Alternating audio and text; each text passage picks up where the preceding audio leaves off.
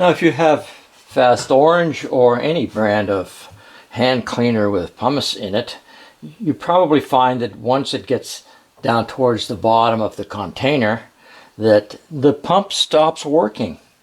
Well, if you remove the pump and flush a little water through it,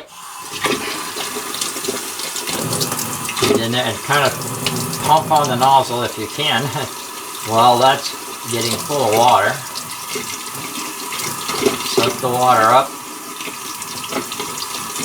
Put your finger over the end before you turn it upside down and dip it in some water and make sure that's going to pump. And there, that seems to be working now.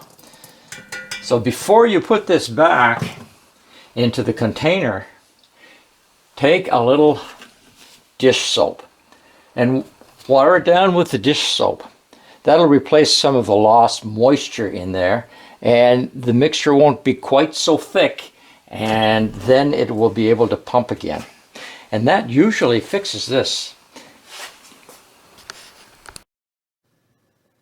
If you'd like to be notified of other new modifications, please click on the subscribe button.